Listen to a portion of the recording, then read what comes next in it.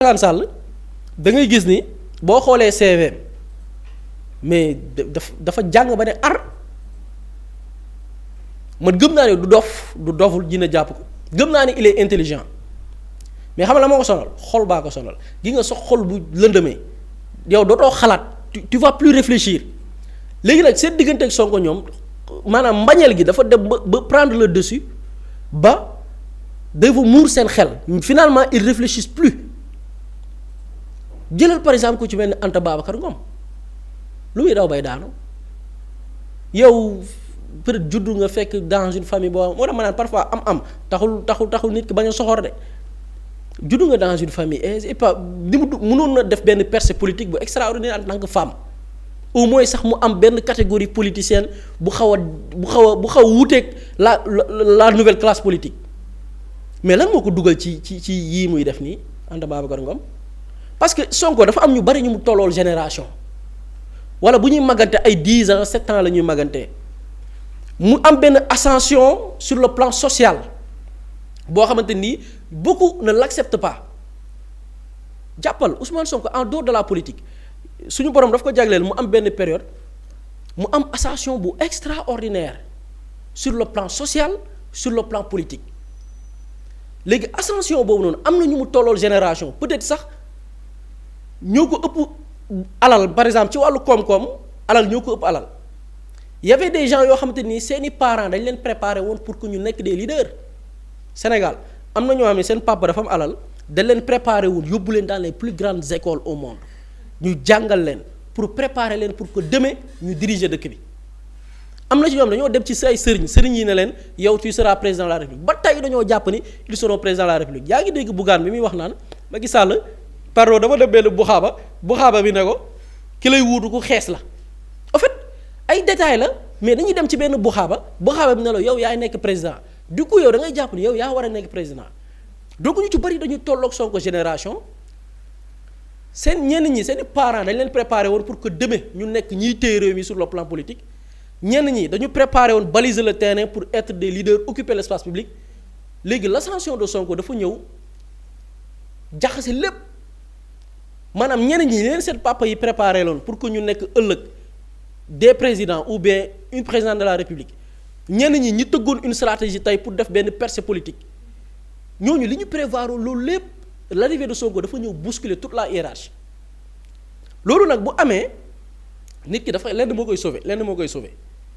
mu nangu la situation politique actuelle adapté wu y a des gens qui l'acceptent par exemple Malick Gakou il avait des ambitions politiques. peut-être même Malick Gakou bi muy tëll kenn xamul woon Ousmane Sonko dañ ne woon mooy numéro 2 de l'AFP après Moustapha Niasse ça sera lui et il sera parmi les dirigeants de demain ou bien les potentiels candidats qui vont remplacer Macky Sall Malick Gakou mais Malick Gakou dem na ba benn jamono xam ni y a une réalité politique qui est là mu aligné wu am na ci nag ñoo xam ni nag gëm yàlla googu moo nekkul ci ñoom y a une réalité politique nangoo ko accepter nangoo la yàlla dogal maintenant. fan ngay mujj tu te ridiculises comme li ñu nekk di ils se sont ridiculisés toutes seuls et malheureusement man yërëm naa leen bu ñu génnul ci lii ñu nekk ñoom ils vont se faire mal vraiment toutes seules ces personnes là et malheureusement loolu lañu nekk di dund et tant que arrêté wu duñu jug ci gàcce yi nga xamante ni chaque jour suñu borom jox leen ci ay misaal. Samba ndax yëf yi waroon na egg fii mu mel ni kaw Ousmane Sonko du moom kese moom moo nekkoon ministre ba nekk delluwaat assemblée nationale Amadou Ba moom itamit def na lu ni mel mais gis ñu mu am yenn coow yi lu waral mbir mi egsi fii wala Ousmane Sonko moom mooy déranger. soo xam nga sànq Buri wax na ko ci ay kàddoom c'est-à-dire que dossier bii nii bu fekkee ni vraiment droit rek la ñuy wax c'est-à-dire que waruñu woon egsi sax ci débat di ci débattre naan dañuy xaar décision conseil constitutionnel wala dara parce que le droit. en fait le droit gars yi dañoo war a xam ne le droit c'est une science moo tax ñuy wax science juridique parce que le droit c'est une science c'est-à-dire que le droit ce n'est pas de la littérature nii boo xamante ni man damay ñëw interpréter nu ma neex keneen ki ñëw di interpréter nu ko neex ok y a des lois yoo xamante ni maanaam la loi elle est de nature interprétative parce que ku ci nekk mën nga ci am xalaat mais dafa am loi yoo xamante ni franchement c'est très très clair en la matière. par rapport ak incompétence conseil constitutionnel c'est-à-dire que ñaata émission lañ def fii ñëw toog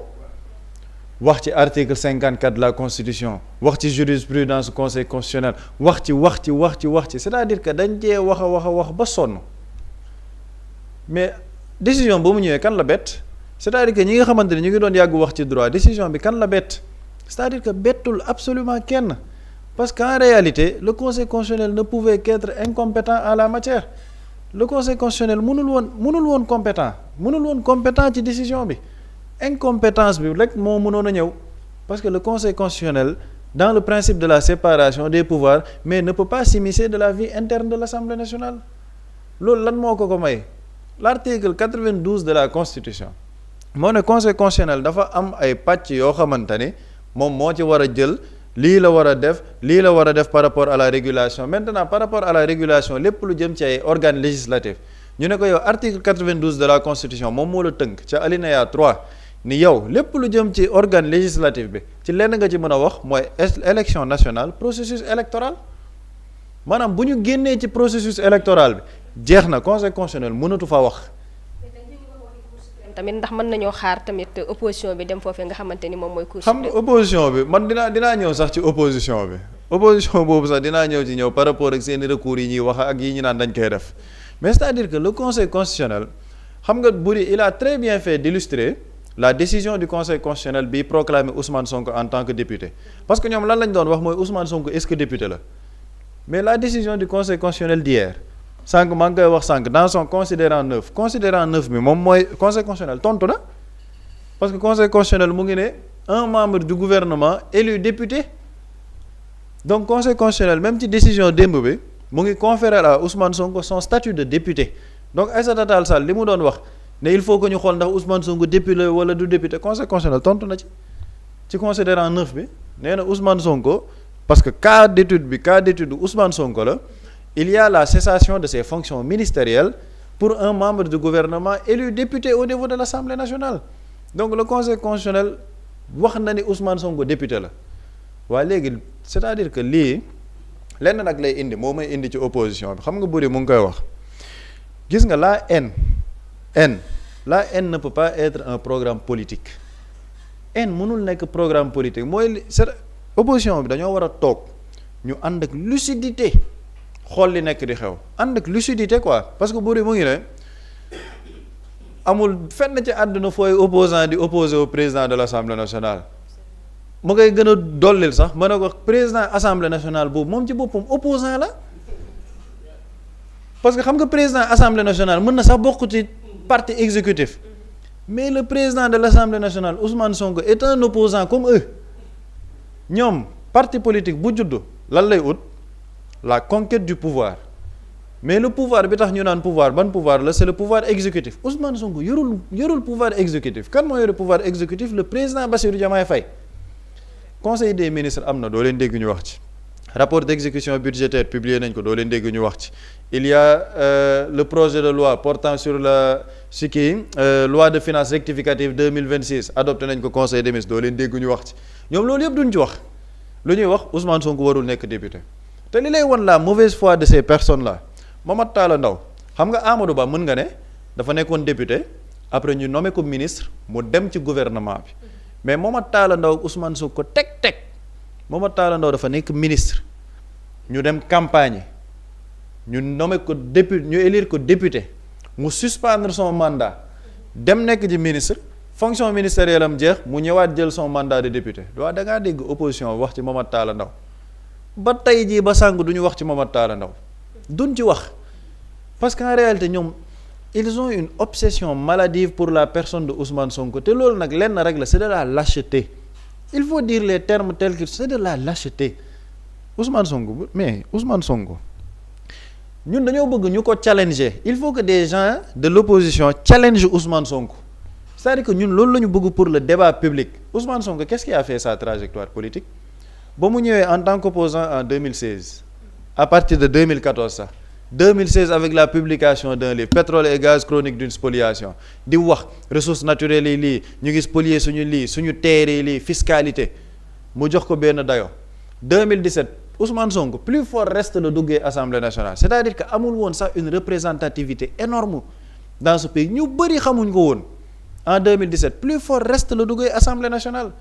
waaye léegi entre 2017 et 2019 nga xam ni 2 ans képp la cundung lan moo jëlee Ousmane Sonko ci plus fort reste yóbbu ko ci 3e à l'élection présidentielle avec 15% des voix koo xamante ne plus fort reste la jàllee woon c'est-à-dire que 20 000 voix am sax matul woon mu dem élection présidentielle 2019 2 ans après am plus de 700 000 voix nekk 3e am 15% ñoom opposants yi ñoom duñ jàngat tuuti loolu lan moo ko waral mais qu'est-ce qui s'est fait entre 2017 et 2019 débat programmatique débat d'idées wër plateau gars yi naan Ousmane Sonko ñemewul plateau Ousmane Sonko dafa dem plateau li booy Pastef fii naan Ousmane Sonko bu ñëwee def ndel foofu xamal ni Ousmane Sonko typique bi bu tàng jër bi moo ngi fa dafa wër plateau yépp les chaînes de télé yi ñëw di wax nii yépp amul plateau bu Ousmane Sonko deful Ousmane Sonko bëgg na débat bay toog di débat ak Abdou Karim Xurum Xaq di def ak moom live kooku bëgg na débat kooku mu ngi woon ci proposition d'idée proposition programmatique waxtaan ak sénégalais 2019 nga génnee sa livre solution sénégalais nga am benn ascension ñu ne la 3e ok de 2019 à 2022 ñaata at la du 2 ans 3 ans il est passé de 3e avec 15% en 2022 Ousmane Sonko a imposé ballottage au niveau de l'Assemblée nationale yóbbu la coalition Yewwi Askan Wi avec 82 députés pouvoir bi dañoo mujj dem rocci Pape Diop mu ñëw ci ñoom pour que ñu am 83 maanaam majorité mais sinon ballottage moo daan am au niveau de l'Assemblée nationale kan moo ko imposé c'était sous le leadership de Ousmane Sonko loolu législative la locales yi les plus grandes mairies de ce pays waaye Yewwi Askan Wi ñoo ko gagné woon kan moo leen campagne Ousmane Sonko mairie de Dakar Ousmane Sonko ko gagné Thiès ba ma dëkk le maire Babacar Diop ba muy dem ci bannière Yewwi Askan Wi la demee parce que Ousmane Sonko moo doon wër ci mairie yooyu noonu yépp fal nit ñi loolu c'était waa léegi 2 ans yooyu encore qu'est-ce qui s'est passé pour que Ousmane Sonko am dayo googu débat d'idées débat de programme ñu indil ko persécution mu résister léegi persécution boobu moom moo tax de 2021 à 2024 Ousmane Sonko amaat beneen dimension parce que sénégalais dañoo toog ne nit kii vraiment yéen a ngi koy persécuter yéen a ngi koy xañ jàmmam te pourtant ci débat d'idées la nekk mais ñun moom la ñu àndal parce que mu ngi ñuy woo ci xam-xam en 2024 il a fait quoi dañ ko xañ mu nekk candidat une première dans l'histoire de la politique sénégalaise et de la politique même africaine un leader de parti buy xeex 10 ans nguur tegu sa loxo ñu xañ la nga ne désigné naa keneen kooku nekk président de la république nga demaat 17 novembre jiite liste yow député bi ñu naan la mënoo ko nekk yow yaa nekk tête de liste battre campagne am 130 députés conseil constitutionnel ne diw moom mooy tête de liste bi diw mii député la waaye léegi ay tappalekat ñëw ne kooku warul mën a nekk député mais gis nga li ma la waxal de 2016 à 2024 trajectoire Ousmane Sonko persécution moo tax Ousmane Sonko am dimension bi mu am nii waaye ñoom bu ñu toogee tuuti ñu jàng ne vraiment kii loo koy gën a persécuter muy gën di jóg te ñoom bëgguñ mu jóg du ñu bàyyi persécuter bi dem opposé wu ji mais dafa am yenn yoo xam ne c'est de la cohérence et de la logique munoo leen nekk ay opposants dans ce pays ngeen ne vous vous opposez à un opposant quand même c'est-à-dire que loolu ça frise le ridicule loolu rafetul sax ci débat public le président ñoom en fait ils sont dans la négation du président de la République moo tax le président de la République xam nga moom it il a des ambitions politiques na xool bët bi ko waa opposition bi di xoolee de parce que bët bi ñuy xoolee président ñoom xam nga lan la opposition fenn rek la ñuy waxee ci président de la République na jël ay responsabilité am bu mu nangu Ousmane Sonko lii dañoo war a xam ni réew mi am na autorité na dàq premier ministre ñoom fenn la ñu soxlaa président rek mooy na xeex Ousmane Sonko opposition na nit ñi seetlu ñoom fenn la ñuy xam ni président am na ci réew mi fenn la ñuy fàttaliku Bassirou Diomaye Faye fenn la ñuy fàttaliku pouvoir exécutif mooy bu ñu soxlaa exécutif xeex Ousmane Sonko ci lay ñaan nangu ni président am na mais bu ñu rombee loolu yëpp ñoom ci ñoom président Bassirou Diomaye Faye existé wul parce qu'il ne s'oppose pas à lui donc le président de la République aussi moom moo war a toog xool bët bi ko opposants yi di xoolee ñoom lenn rek mooy njëriñam ci réew mi xeex Ousmane Sonko mais à un moment donné il faut du recul nit ñi ànd ak lucidité bu ne mu ngi cité ay tour Anta Babacar Ngom mais je suis désolé loolu c'est-à-dire que dafa am ay politiciens yoo xamante ni dañoo yàgg tenir en otage ce pays ñu nekk de la vieille classe politique ñu amoon chance peut-être am ay jeunes yoo xamante ni mën nañ neexal le débat politique par exemple Anta Babacar Ngom elle est très jeune politiquement te elle avait un très bon profil pour faire de la politique parce que politique dafa nekk femme politique déjà le profil femme ça vend jàng na quand même quoi qu'on puisse dire jàng na elle s'exprime bien jàpp naa ne elle n'est pas nulle parce que si tu es nul tu ne peux pas avoir des réussites entrepreneuriales donc am nga quelque chose à proposer dans le débat d'idées Pape Djibril Fall il est jeune il est très très jeune ba muy dem élection présidentielle il avait 35 ans xaw ma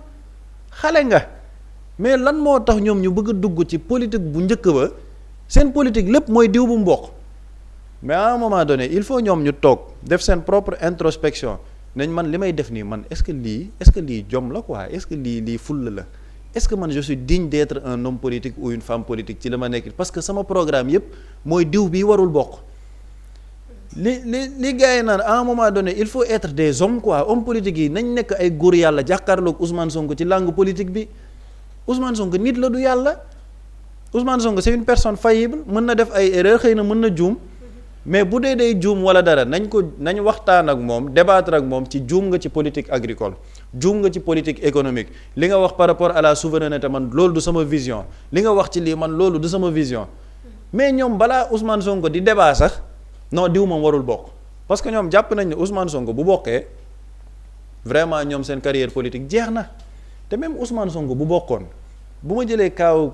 Pape Djibril Fall il avait 35 ans ba muy dem élection présidentielle tey jii Ousmane Sonko bu ñu ko defoon président de la République par exemple en 2029 il peut pas faire plus de 10 ans Pape Djibril Fall tu as quoi tu vas avoir 45 ans ou 50 ans tu es encore très jeune mais lan moo tax seen obsession nekk ci Ousmane Sonko warul nekk président. mais ku joxe nit mu dem ci ay élection am 54% bu jàkkaarloo ak yéen ndax yi fi tamit du gën a ëpp loolu. loolooy problème bi nag gis nga recours bii nii yëpp xam nga lan moo waraloon recours bi yëpp xam nga ñoom lan moo taxoon ñu bañ Ousmane Sonko delluwaat à l'Assemblée nationale xam nga on ne peut pas être dans un pays normal bu ay nit di xalaat état de droit am fa ñu ñëw tey ji en 2029 ñu ne ñu le président de l'Assemblée nationale ne peut pas être candidat parce qu'il est inéligible xam nga loolu mënul nekk. moo tax ñoom il voulait coûte que Ousmane Sonko bañ a nekk député bañ a nekk président de l'Assemblée nationale parce que xam nañ ne au-delà de son éligibilité qui ne souffrait d'aucune contestation après L29 L30 bi ñëw na léegi nag ñu ne Ousmane Sonko il est président de l'Assemblée nationale amul benn réew bu sérieux man de réew bu sérieux laay wax bu ñuy dem ñu ne le président de l'Assemblée nationale mënul bokk ci élection xam nga loolu ce serait totalement fou parce que le président de l'Assemblée nationale lan moo ko permettre mu nekk président de l'Assemblée nationale parce qu'il est électeur éligible et il a été élu député ba ñu mën ko def président de l'Assemblée nationale donc kooku son éligibilité souffrirul d'aucun doute moo tax ñoom ñu doon xataraayu ne Ousmane Sonko du bokk mooy man ñi ma mën a jàppee xëy na les hommes politiques mooy yi ma mën a ruus ne nañ génn ci li ñu nekk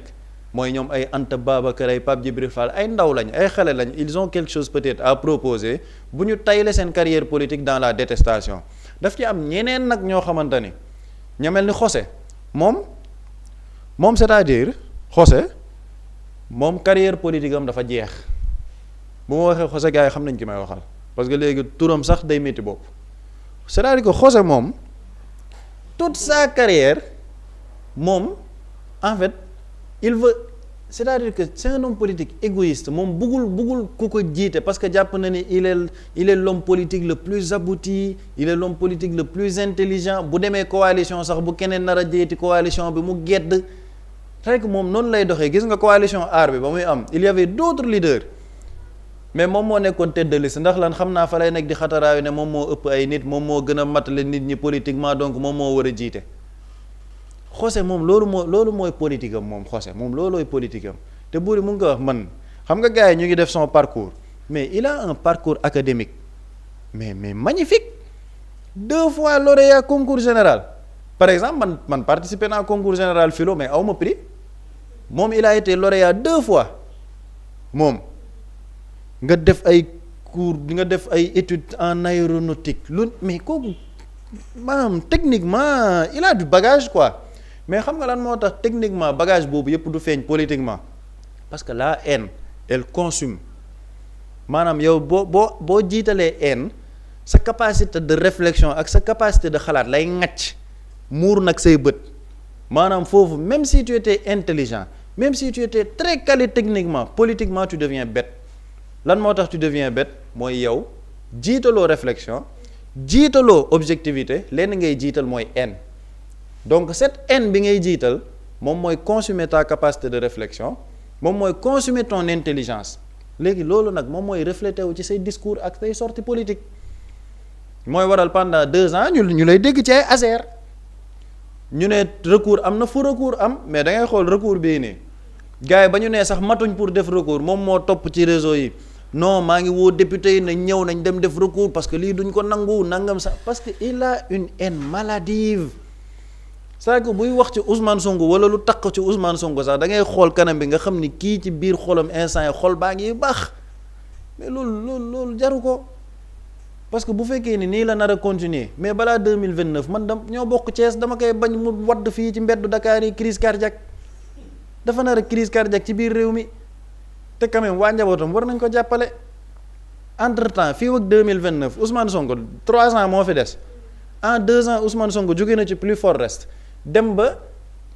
3e avec 15% plus de 700 000 voix moom xëy na dina ci xaw a jàng li mu jot a jàng ci ay aéronautique xam-xam bi mu am ba nekk 2 fois lauréat concours général mu def ko ci ay programme def ko ci ay débat di de sénégalais ne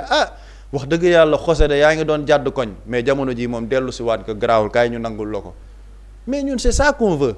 man bu may critiquer yenn homme politique yi yàlla xam na ni ça n'a absolument rien de personnel ça n'a rien de personnel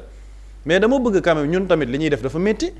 quand tu vas vers l'information di wut ay sources di def ay affaires ak yooyu tu veux booy toog plateau ngay waxtaan ci lu am solo mais on nous oblige à parler de José bi nga xamante ni mais ci ay tappale la nekk mais ça c'est dur intellectuellement c'est dur au Sénégal on a besoin d'hommes politiques qui nous proposent quelque chose débat di xoolal débat bi kawe débat bi nekk benn débat niveau boo xamante ni ñëpp dañuy kontaan ne woo Sénégal y a une émulation intellectuelle Ousmane Sonko wax na lii ci souveraineté Thierno Alassane Sall ñëw na fële wax lale ci aéronautique Pape Djibril Fall ñëw na wax fële ci technologie Anta Babacar ñëw wax ci yenn agriculture yooyu ñu ne woo Sénégal en fait on a des hommes politiques macha allah fii niveau bi dafa kawe mais malheureusement da ngay ñëw Sénégal Ousmane Sonko wax ci souveraineté wax ci dette wax ci lii da ngay tourner xoose ne gars yi li ñuy def duñu ay journaliste dañuy tappale Pape Djibril Fall tollu fële naan ay ba ma demee Guinée Conakry rek ba ma demee fële pâte dentifrice la ñuy diw dañ koy jaay juróom Anta Babacar Ngom dem fële naan ay caaya xawma lan lu kenn xamul Bougane ñëw na laan saako ngooñ Barthélémy Dias bu ñëwee tële nga ne ko yow lan mooy sa programme pour réew mi boo leen ma dénkee réew mi ngeen xam ni dénk ngeen ko ndaanaan bu bëgg Sénégal mais lii mooy politique Sénégal c'est-à-dire que lii mooy suñu opposition malheureusement lii mooy suñu opposition et c'est malheureux qu'on ait une telle opposition au Sénégal et pour la première fois de l'histoire une opposition qui s'oppose à un opposant lii mu ngi doog a am ci histoire au Sénégal léegi nag ñoom wax dëgg neex yàlla bu ñu toogee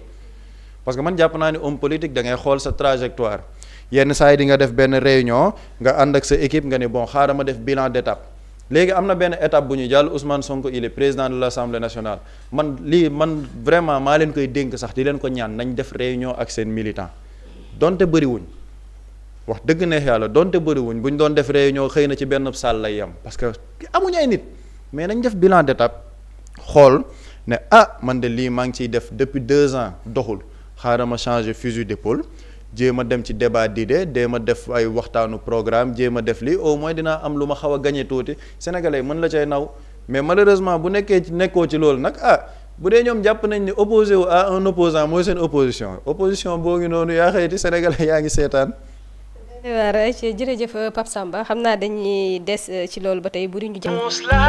Mously Immo Sénégal moo ñëw taxawu leen indi ay saafara ci jafe-jafe yi ngeen di dund ci wàllum immobilier yow mi bëgg a jënd terrain yow mi bëgg a jënd kër wala tabax jokkool ak Mously Immo da nga am sa kër bëgg ku la ko terrasseel wala nga am sa tool bëgg ku la ko lotiseel defal la ko ay terrain Mously Immo daf leen koy jàppandil gunge leen ci anam gu mucc ayib ku am sa kër itam te nekkoo ci biir réew mi bëgg ku la ko toppatool gérer la ko Mously Immo moo ci gën a gaaw gën ci wóor yow mi bëgg a defaraat sa kër wala nga bëgg a toxu te bëgg ku la ko nettoyer ba sax nga bëgg a defar plan architecte plan béton armé wala nga soxla ay conseil ci wàllum immobilier contactel Mously Immo Sénégal ci 77 887 25 13 77 887 25 13 man ngeen itam abonné ci seen YouTube bi di Mously Immo Sénégal ngir yeneen i xibaar ak Mously Immo Sénégal jaaxle jeex na ci wàllum dëkkuwaay.